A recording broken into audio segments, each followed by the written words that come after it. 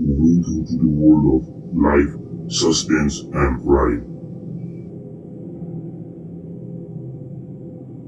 অভিজ্ঞতার কথাও রয়েছে এবং তার যৌন হেনস্থার কথাও সে উল্লেখ করেছে বারবার। মনে ছিল ওই বেডে যেন কেউ শুয়ে রয়েছে। কোনো ডিটেকটিভ, কোনো সায়েন্টিস্ট এর ব্যাখ্যা দিতে পারেনি। থেকে এই স্টোরিটাকে নিয়ে আমি স্টাডি করেছি, এ সম্বন্ধে আরও জেনেছি। আমার মাথায় ঢুকেছে যখন থেকে, আমি সত্যি বলছি 1 সেকেন্ডের জন্য ভুলতে পারিনি ঘটনাগুলো।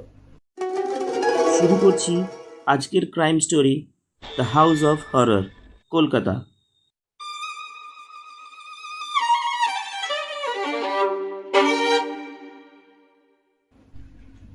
নমস্কার, আমি সুমন। আপনাদের কাছে নিয়ে এসেছি একটা রিয়েল টাইম ট্রু স্টোরি। ঘটনাটা পুরনো, 2015 কলকাতার 3 নম্বর রবিনসন স্ট্রিটের ঘটনা। কঙ্কাল কাণ্ড নামে পরিচিত, অথবা এখন এটাকে হরর হাউসও বলা হয়ে থাকে। ঘটনাটাকে নিয়ে এর আগেও শুনেছি, নিউজ পেপারেও পড়েছি, তখন শুনেছি বা সেই অবধি। যখন থেকে এই স্টোরিটাকে নিয়ে আমি স্টাডি করেছি, এ সম্বন্ধে আরও জেনেছি। আমার মাথায় ঢুকেছে যখন থেকে, আমি সত্যি বলছি 1 সেকেন্ডের জন্য ভুলতে পারিনি ঘটনাগুলো। এরকম হতে পারে। যাই হোক, আপনাদের সামনে পুরো বিবরণটা আমি যতখানি পারবো তুলে ধরবো, সবকটা ডিটেলস আপনাদের দেওয়ার চেষ্টা করব। এই ঘটনাটা শুধুমাত্র পশ্চিমবঙ্গের মধ্যে নয়, পুরো ভারতবর্ষের মধ্যে একটা চাঞ্চল্যকর রহস্যময় ঘটনা বলে জানা গিয়েছিল। কোনো ডিটেকটিভ, কোনো সায়েন্টিস্ট এর ব্যাখ্যা দিতে পারেনি। অদ্ভুত ঘটনা। পুরো ঘটনাটার এক একটা বিবরণ, ছোট ছোট বিবরণ, সব কিছু আপনাদের জানাবো। সঙ্গে থাকুন।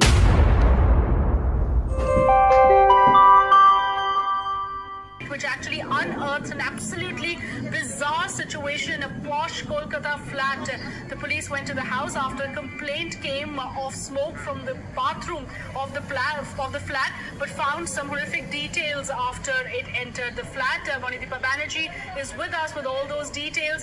ঘটনার সূত্রপাত 10th জুন 2015, 3 নম্বর রবিনসন স্ট্রিট, পশ এরিয়া কলকাতার মধ্যে একটা। আশেপাশের লোক লক্ষ্য করে সেদিন সকালবেলা ওই বাড়ির জানলা থেকে অস্বাভাবিক ধোঁয়া আসছে।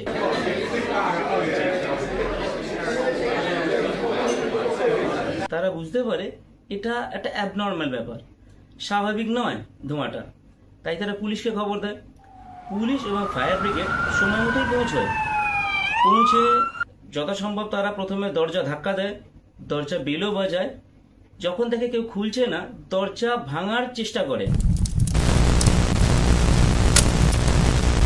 ঠিক সেই সময় অবাক করে এক ভদ্রলোক দরজাটা খোলেন। 40 ভদ্রলোক, কাঁচা পাকা দাড়ি, ভীষণ নোংরা মেশ, অ্যাবনর্মাল বিহেভিয়ার করছিলেন ভদ্রলোক।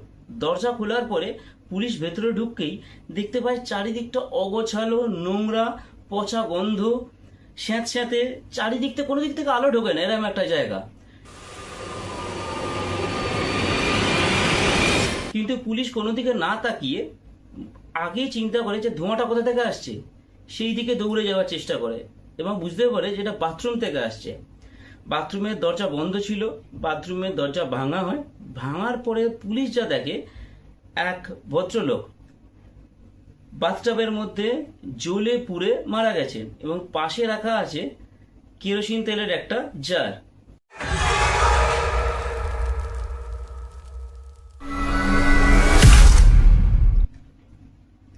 নিজের বাড়ির বাথরুমের বাথটাবে যে বডিটাকে পাওয়া গেল, সেটা ছিল অরবিন্দ দের বডি। 77 বছর বয়সে যিনি আত্মহত্যা করেন নিজের বাড়িরই বাথটাবের মধ্যে। আর ওই বাড়ির দরজা যে খুলে দিয়েছিলেন 40 ভদ্রলোক, তিনি ছিলেন পার্থ দে। তার বয়স তখন 45 বছর। যাই হোক, এরপরে পুলিশ পার্থ দেকে উদ্ধার করে নিচে নিয়ে আসেন এবং অরবিন্দ দের বডিটাও এখান থেকে উদ্ধার করে নিয়ে বাইরে নিয়ে আসেন। একই সময় পুলিশ জানতে পারে পাড়া পড়োশি থেকেই যে অরবিন্দ দের একটি পুত্র সন্তান আছে এবং একটি কন্যা সন্তান আছে। কন্যা সন্তানের নাম হচ্ছে দেবযানী দে। তখন পুলিশ পার্থ দেকে প্রশ্ন করে, তোমার দিদি বা বোন দেবযানী কোথায়? পার্থ উত্তর দেয় যে দেবযানী বাড়িতেই আছে। বাড়িতে কোথায় আছে? না, সে তো 6 মাস আগেই মারা গেছে। পুলিশ কিছু বুঝতে পারে না, বুঝতে পারেন ইনি শকড, ভুলভাল বকছেন, প্রলাপ বকছেন। পুলিশ আবার ওই ঘরের মধ্যে যায় এবং এবার গিয়ে লক্ষ্য করেন যে বাড়ির আনাচে কানাচে নোংরা, দুর্গন্ধ, পচা গলা ছাড়াও বাড়ির চারিপাশে মেঝেতে, সোফাতে, কুশনে, দেওয়ালে চিট লাগানো আছে, নানা রকম কাগজের চিট, তার মধ্যে নানা রকম মেসেজ লেখা রয়েছে এবং বাড়ির প্রতিটা ঘর থেকে একটা চ্যান্টিংয়ের আওয়াজ আসছে।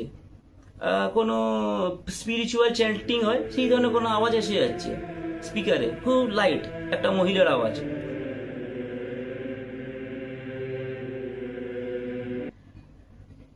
পুলিশ কিছু বুঝে উঠতে পারে না কি হচ্ছে ব্যাপারটা, খুব ফিসি লাগে ব্যাপারটা। যাই হোক, ওই সবের মধ্যেও পুলিশ একটা ঘরের মধ্যে ঢোকে, যে ঘরটা ছিল পরিষ্কার পরিচ্ছন্ন, বাকি ঘরের থেকে একদম আলাদা, পরিষ্কার পরিচ্ছন্ন, এবং একটা বেডরুম ছিল, যে বেডরুমটার বেডটা ছিল নিট অ্যান্ড ক্লিন, চাদরটাও পরিষ্কার, দেখেই বোঝা যাচ্ছে প্রতিদিন ব্যবহার হয়, এবং দেখে মনে হচ্ছিল ওই বেডে যেন কেউ শুয়ে রয়েছেন। পুলিশ চাদরটাকে হালকা করে সরায়,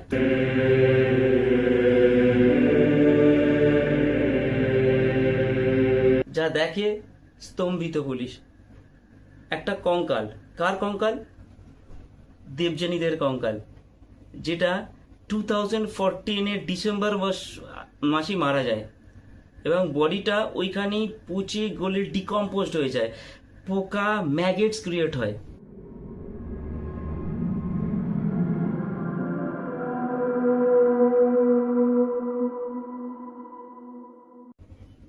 আর ওই রুমটা ছিল পার্থদের বেডরুম, মানে পার্থদে তার বোনের পচা গলা শরীরটাকে পাশে নিয়ে শুতেন। শুধু এই নয়, আরও দুটো কুকুর, দুটো ল্যাব্রাডর, যে কুকুর দুটোর কঙ্কালগুলো ওই বিছানায় পড়েছিল। তার মানে পার্থদে তার বোনের কঙ্কাল, দুটো কুকুরের কঙ্কালকে নিয়ে ওই রুমেই থাকতেন। এতেই শেষ নয়, প্রতিদিন তাদেরকে নিয়মিত ঠিক সময় মতো খেতে দিতেন। শক্ত চোয়াল, চাপা কণ্ঠস্বর, স্থির চোখের মনি। বাবা অগ্নিদগ্ধ হয়ে মারা যাওয়ার পর যখন এই ভঙ্গিতে দাঁড়িয়ে কথা বলছেন পার্থদেব, তখনও তার ঘরেই রয়েছে দিদির কঙ্কাল। পুলিশ কর্মী থেকে শুরু করে সাংবাদিকদের অনেকেই বলছেন সে রাতে পার্থকে দেখে তারা ঘুণাক্ষরও টের পাননি।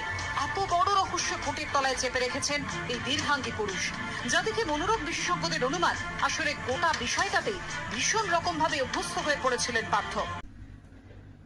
একই বাড়িতে বোনের পচা গলা মৃতদেহ, দুটো কুকুরের কঙ্কাল,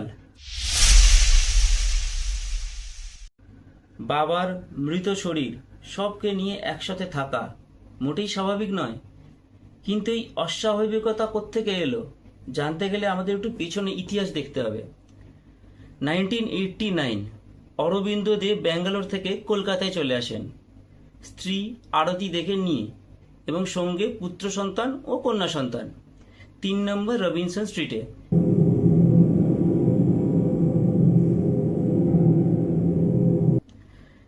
এই বাড়ির আরেকজন শরিকি ছিলেন অরুণ দে, অরবিন্দ দের ভাই। যদিও দুজনকার মধ্যে সম্পর্ক একদমই ভালো ছিল না, একে অপরের সঙ্গে দেখা সাক্ষাৎ হতো না। বাকি পরিবারের মতোই অরবিন্দ দের পরিবারও নর্মালি ছিল। শুধু প্রবলেমটা একটা জায়গায় ছিল, আরতি দে তার সন্তানদেরকে সোশ্যালাইজড হতে দিতেন না, বন্ধু বান্ধবদের সঙ্গে মিশতে দিতেন না, একটু দূরে রাখার চেষ্টা করতেন। তাই স্বাভাবিকভাবেই পার্থদে আর দেবযানীদের বন্ধু বান্ধব সেরকম কিছু হয়ে ওঠেনি। তারা আইটি করেছেন, আইটি ইঞ্জিনিয়ারিং কমপ্লিট করেছেন, কিন্তু তখনও তাদের বন্ধু বান্ধব ছিল না, ছোট থেকেই একে অপরের সঙ্গী হিসেবে ছিলেন। তো যত সময় গেছে এরা একে অপরের কোম্পানিটাকেই ভালো লেগেছে, একে অপর অপরিহার্য হয়ে গেছিল। এই কারণে এদের বাল্যকাল, এদের কৈশোরকাল একই সঙ্গে কাটানোর পর বাকি জীবনটাও এরা একসঙ্গে কাটানোরই সিদ্ধান্ত নেয়।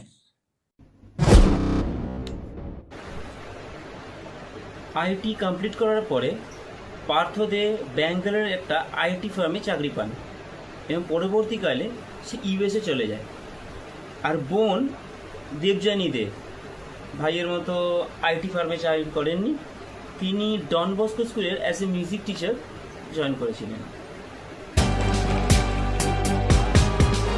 সব কিছু মোটামুটি নর্মালি চলছিল।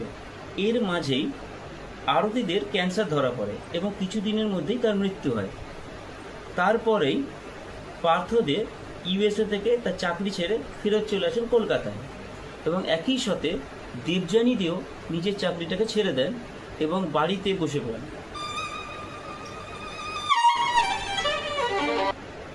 এরপর বাড়িতে ছিল দুটো ল্যাব্রাডর কুকুর, যে দুটো কোন অজানা কারণে দুজনকারই মৃত্যু হয়। এরপর দেবযানী দে অস্বাভাবিকভাবে ধার্মিক হয়ে পড়েন। সমস্ত রিলিজিয়নের প্রতি তার একটা আকর্ষণ সৃষ্টি হয়। সারাক্ষণ যে রিলিজিয়াস গানগুলো, চ্যান্টিংগুলো শুনতে থাকেন এবং একটা সময় সে সব খাওয়া দাওয়া সব বন্ধ করে দেয়।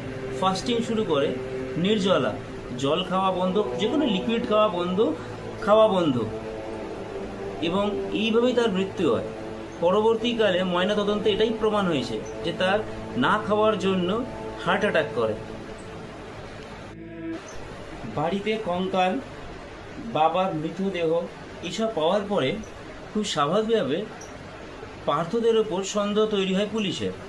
পুলিশ বাড়িতে অনেক চিরকুট, চিট, বই, ডায়েরি এগুলো পায়।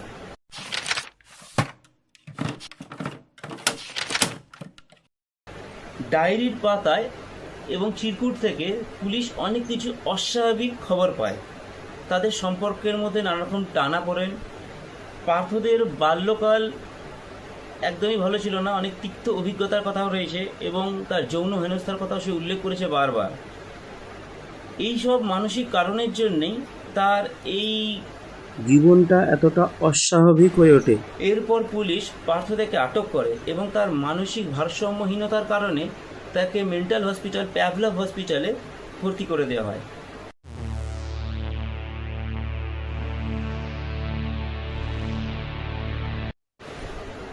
এরপর পার্থদে মেন্টাল হসপিটাল থেকে ছাড়া পাওয়ার পর ওয়াটগঞ্জে চলে যান এবং সেখানে একটি বিলাসবহুল ফ্ল্যাটে থাকা শুরু করেন। স্ট্রিটের বাড়ির সাউন্ড সিস্টেমে সবসময় চলতো স্তোত্রপাঠ, কিন্তু পাভলভ হাসপাতালে সেই পার্থ দেখেই নাকি টানত রবীন্দ্রসঙ্গীত। হ্যাঁ, নিজের আত্মজীবনীতে এই কথা লিখে গিয়েছেন রবিনসন স্ট্রিটের একদা বাসিন্দাই। ঘনিষ্ঠদের দাবি পার্থ লিখে গিয়েছেন, পাভলভে আমার সময় কাটতো গীতাঞ্জলি পড়ে, রবীন্দ্রসঙ্গীত আমাকে টানত। সেখানকার কয়েকজনের সঙ্গে ভালো বন্ধুত্বও তৈরি হয়। পাভলভের চিকিৎসকদের দাবি এসবের মধ্য দিয়ে ধীরে ধীরে একটা স্বাভাবিক জীবনে ফিরে আসেন পার্থ। ওয়াটগঞ্জে একা থাকতে শুরু করেন, একটি সংস্থায় চাকরিও পান তিনি। আগের থেকে তিনি বেশি সোশ্যালাইজ হয়ে যান, সবার সঙ্গে মেলামেশা করেন, কথা বলেন, খাওয়া দাওয়া করেন নিয়মিত, ওয়েটও গেইন করেন।